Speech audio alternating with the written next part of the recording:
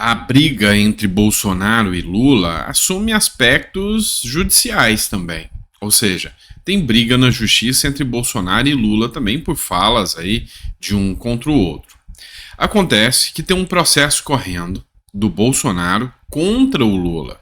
E nesse processo, o Lula argumentou que uma possível mansão do irmão do ex-ajudante de ordens do Bolsonaro, o Mauro Cid, era do Bolsonaro. Ou seja, sem prova nenhuma, ele fez essa ilação. Bolsonaro prontamente apresentou um pedido de queixa-crime contra o Lula pela fala.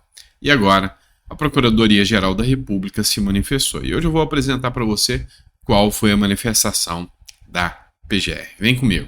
Matéria do G1 Política, Globo. PGR defende a rejeição da queixa-crime apresentada por Bolsonaro contra Lula por suposta difamação. Ex-presidente acionou o STF contra o petista após fala em que Lula teria relacionado Bolsonaro a uma mansão nos Estados Unidos. Olha só, a fala do Lula foi essa aqui, ó, tá? Acabaram de descobrir uma casa de 8 milhões do ajudante de ordens do Bolsonaro. Certamente uma casa de 8 milhões de dólares, tá? Não é para o ajudante de ordens. Certamente é para o paladino da discórdia, o paladino da ignorância, disse Lula na ocasião. E aqui, citando o paladino da discórdia, ele estava se referindo ao Bolsonaro. Entretanto, a Procuradoria-Geral da República preferiu não dar prosseguimento à ação. Na visão do Ministério Público Federal, as condutas narradas, por serem estranhas às suas funções, evocam a aplicação da imunidade constitucionalmente conferida ao presidente da República e impedem a instauração da ação penal enquanto não cessar o respectivo mandato, escreveu o Paulo Gonet. O fato é que já ficou comprovado que Bolsonaro não tem nada a ver com esse imóvel, é de um irmão do Mauro Cid, não tem nada a ver com o Bolsonaro, e aí a decisão do Paulo Gonet foi no sentido de que enquanto Lula é presidente, ele tem imunidade, e se ele cometer algum crime durante esse período, somente depois que terminar o mandato é que a ação prossegue. Faz sentido. Mas o Paulo Gonet deveria ter pedido a suspensão do processo e não a rejeição da queixa-crime aqui contra o Bolsonaro. Pessoal, a gente tem que lembrar, né, que em outros pontos, como por exemplo esse aqui, a Polícia Federal pediu, a Procuradoria-Geral da República concordou, e o STF abriu o inquérito após Nicolas Ferreira chamar Lula de ladrão. Acontece que o deputado federal também tem imunidade parlamentar por suas opiniões, palavras e votos. Pois é. 2 pesos e 2 medidas, ou só vale a imunidade do presidente e a imunidade do parlamentar não vale? Pois é, fica a dúvida aí. Uma imunidade que vale muito no Brasil é a imunidade do bandido, né? Matéria que eu vou trazer para vocês, cara, é tão revoltante. Eu fico pesquisando matérias, conteúdos para trazer para vocês. Eu assisti o vídeo de madrugada, eram 2, 3 horas da manhã, eu perdi o sono e eu não consegui dormir. Então, tô gravando esse vídeo agora de manhã para vocês, para soltar às 4 horas da tarde, mas sem dormir de raiva dessa situação. Vídeo: bandidos pulam o muro de casa, matam um turista com um tiro no peito. Criminosos invadiram uma casa em Itanhaém, no litoral paulista, ocupada por 4 turistas da capital paulistana. Bandidos levaram apenas um celular. Os caras pularam com uma covardia tão grande, entraram, pegaram um celular e, de graça, mas absolutamente de graça, deram um tiro no peito do cara que estava lá. Os turistas saíram de São Paulo, foram para Itanhaém, no litoral paulista, de uma casa que eles haviam alugado. Os bandidos passaram, pularam o muro, entraram, renderam as mulheres que estavam na cozinha. O cara que estava lá, provavelmente fazendo um churrasco, chegou para ver o que estava acontecendo. O bandido falou: fica aí. O cara ficou.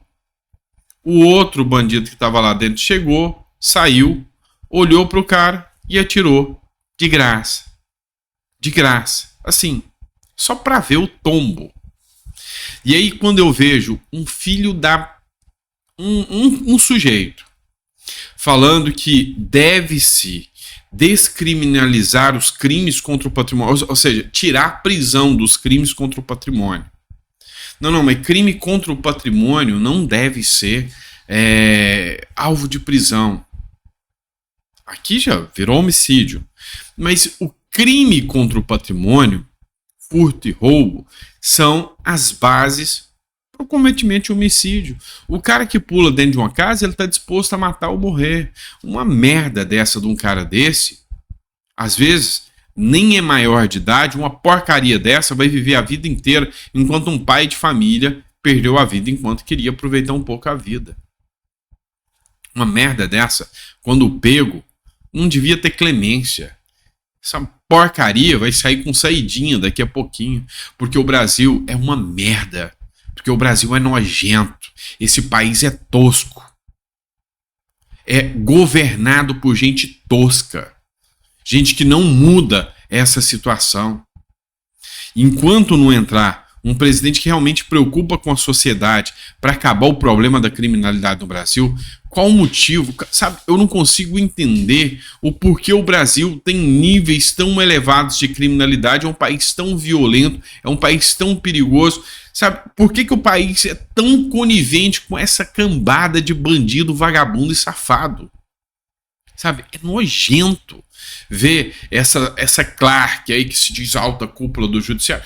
Não, nós temos que fazer a ressocialização usando palavras bonitas para falar merda. Porque nós temos que entender que o crime contra o patrimônio ele não pode ser passível de incluir esse indivíduo que é uma vítima da sociedade dentro de um sistema carcerário mau, que viola direitos humanos. Vocês estão de sacanagem com a nossa cara?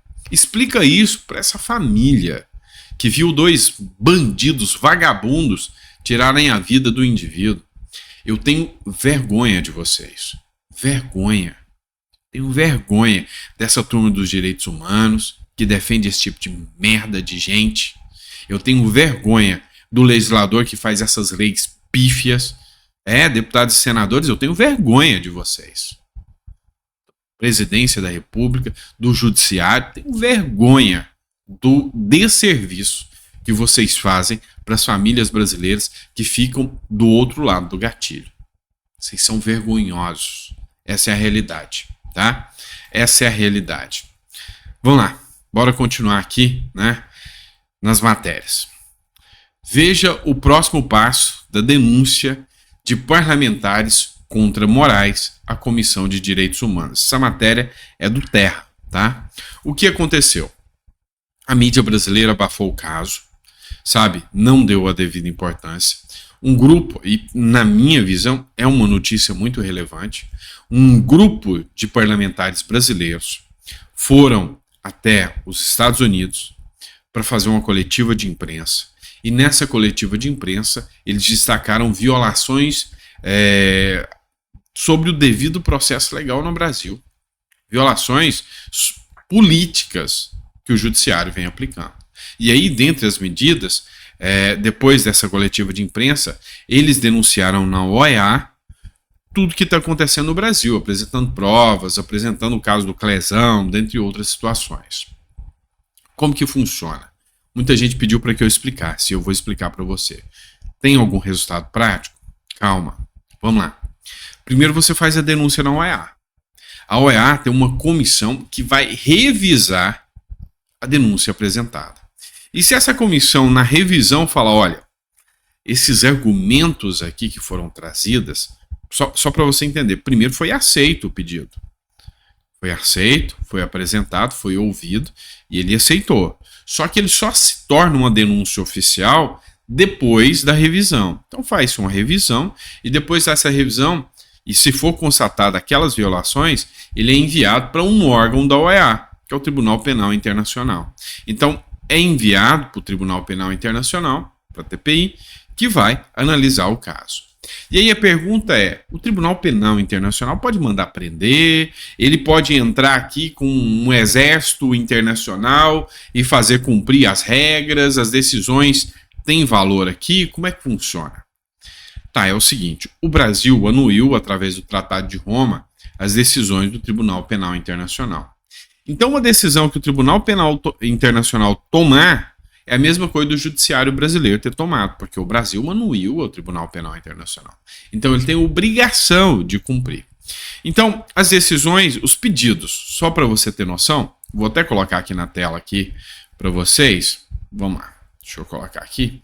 Ó, pedidos, isso aqui são os deputados que assinaram, tá? Os pedidos. Remessa imediata dos processos de 8 de janeiro para a Justiça Federal, tá? Por incompetência do Supremo Tribunal Federal para processar e julgar. Perfeito. Juridicamente falando, esse pedido é certíssimo, tá? Afinal, há sim competência do Supremo Tribunal para julgar. Não são cidadãos, não são pessoas que têm foro privilegiado. Então, isso aqui é insano o que está fazendo. Relaxamento de prisão de todos os acusados. Uma vez que há incompetência, todas as prisões são ilegais e devem ser relaxadas. Concordo também. Investigação sobre a morte de Clériston Pereira da Cunha, preso acusado de participação nos atos radicais que morreu na Papuda. Também acho, nenhum caso deve ficar sem investigação. Então, a investigação da morte do Clériston, do Clezão, tem que acontecer. Indenização paga pelo Estado à família de Clériston pela morte enquanto aguardava a decisão no STF. Na minha visão, decisão ilegal, foi morto enquanto estava preso ilegalmente. Também acertado o pedido. Indenização a pessoas que ficaram presas no Acre e em Belém após ataque à Praça dos Três Poderes, cujas ações foram arquivadas. A turma, só para vocês lembrarem, foram presas no Acre e em Belém por estarem nos quartéis acampados. Depois, as ações foram arquivadas pela Justiça de primeira instância, mas a prisão aconteceu. Então, indenização a essas pessoas. Também concordo, foram prisões ilegais. Prisões por manifestar-se, e é livre a manifestação no Brasil. Pelo menos deveria ser por causa da Constituição. Reconhecimento de que o Estado brasileiro violou artigos da Convenção Americana de Direitos Humanos devido à instituição de tribunal de exceção no âmbito do Supremo Tribunal Federal, resultando na violação de diversos direitos fundamentais, violando, sobretudo, os direitos à vida, à liberdade e ao devido processo legal. Perfeita a denúncia. A denúncia é feita. Esses pedidos são avaliados pelo Tribunal Penal Internacional. Manda para o Brasil. O Brasil tem que cumprir. Então, por exemplo, se a decisão vier do Tribunal Penal Internacional falando, olha, a competência não é do STF, é da Justiça Comum, o STF tem que acatar. Mas e se o STF ou o Lula não acatarem? Dá para entrar com o exército internacional aqui? Dá para trazer alienígena aqui para fazer o negócio resolver? Não, não dá. Tá? O que vai acontecer?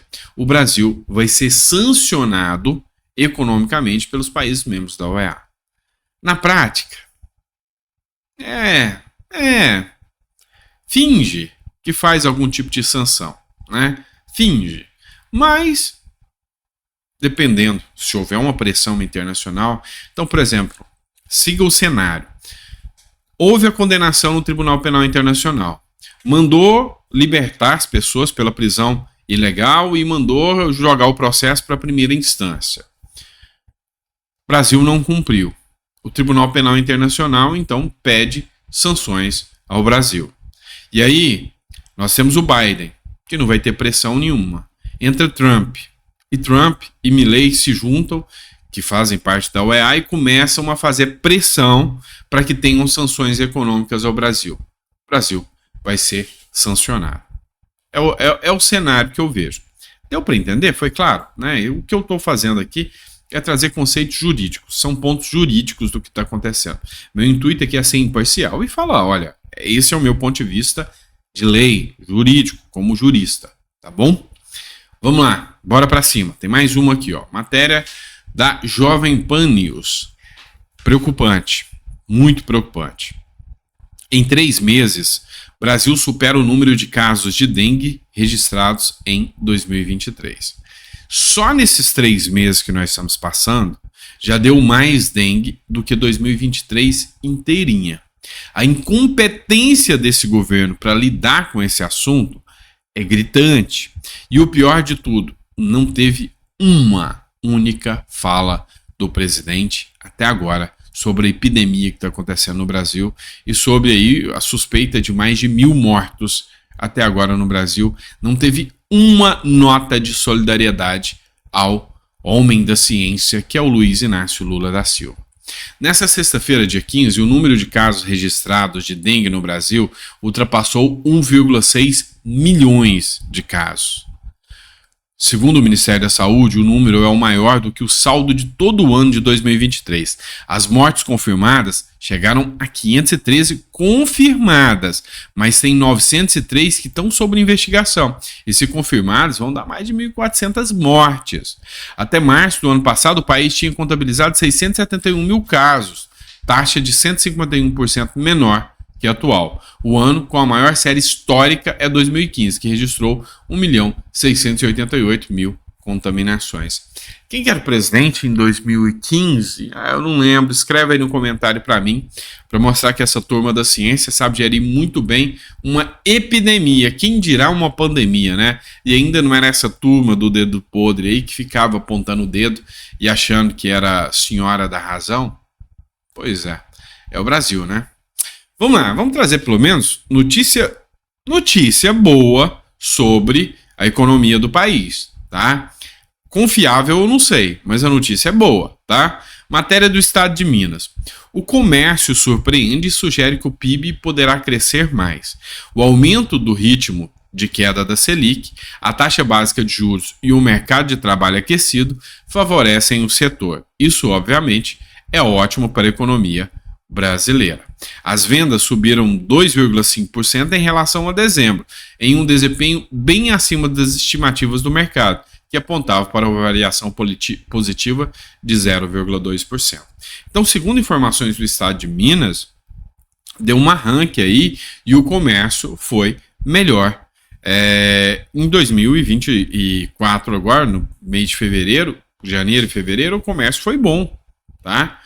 Acima do que eles esperavam. Pífio ainda, mas acima do que eles esperavam. E se esses dados são verdadeiros, isso é uma boa notícia para o Brasil. Outra boa notícia: Infomoney. Economistas veem a atividade aquecida e passam a projetar PIB maior no primeiro trimestre. É relacionado àquela ainda, né? Ou seja, foi acima da expectativa o crescimento. Grande parte do aumento do PIB do setor é do agro. Tá? É o agro que vem carregando esse Brasil nas costas. Aquele agro que essa turma aí, asquerosa aí, fica chamando de fascista. Aquele agro que coloca comida na mesa do cidadão, que essa turma aí nojenta fica chamando de mal, de fascista. Pois é esse agro que põe comida na mesa. E aí, quanto à balança comercial, o site de extrema esquerda, o cafezinho aqui, coloca aqui, ó. Balança apresenta superávit de 5,45 bi, maior resultado da série histórica para meses de fevereiro. Só não contam que é devido à atuação do agro fascista, do agro mauzão. Setor de serviços melhorou? Melhorou. Mas ainda está muito aquém ainda de algo sério. Tá certo? Vamos lá, né, pessoal? Obrigado por ter acompanhado a gente. Vejo vocês daqui a pouco, tá? Às 7 horas tem outra editorial e às 9 horas também. Então, muito obrigado por estar aqui com a gente. Muito obrigado pela confiança no nosso trabalho. E até daqui a pouco. Até lá.